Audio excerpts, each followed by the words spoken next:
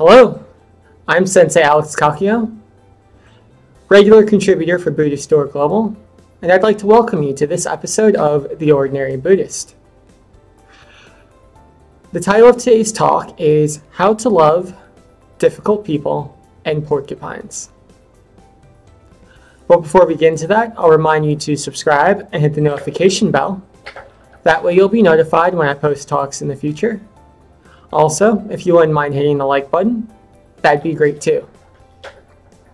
So, in Buddhism and in philosophy, we have something called presuppositions, which are essentially statements or ideas that create the baseline for arguments that we might present, and also actions that we may take in the world.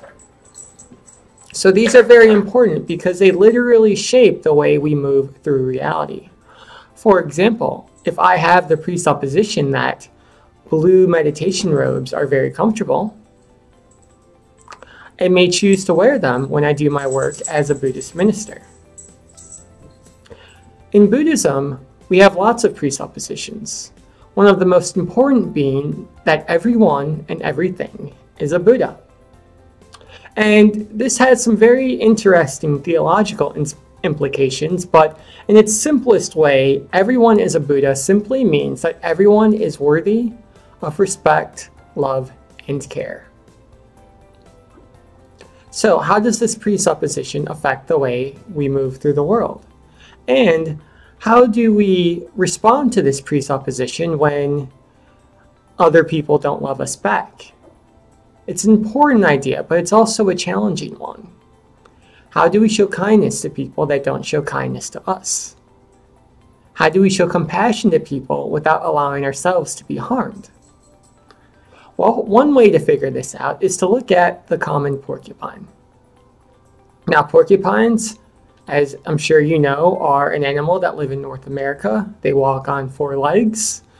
They eat plants and insects, and they have spines on their legs, their back, and their tail. And if they feel threatened, they will whack the intruder with their tail, impaling them with those spines. And this is a very serious injury because porcupine spines have hairs on them that expand when they penetrate flesh, so they can't be removed without the help of a doctor. So, how do we love a porcupine?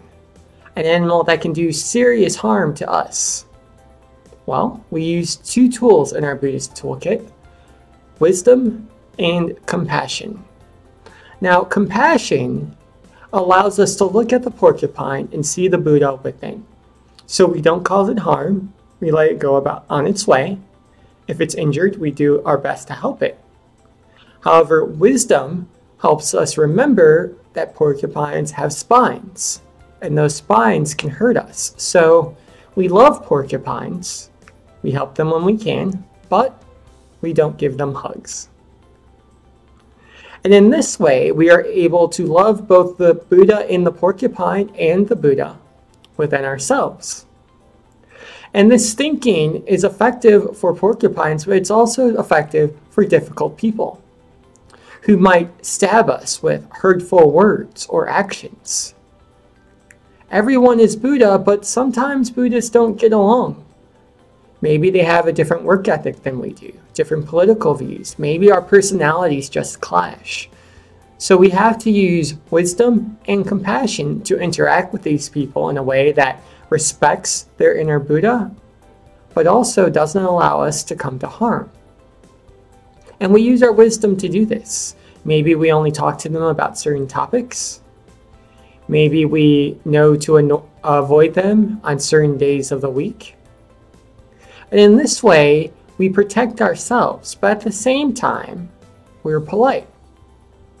We say kind words when we see them. We give them encouragement and help anytime it's possible to do so without causing harm to ourselves. So how do we love difficult people? The same way we love porcupines, with wisdom and compassion. Amitabha.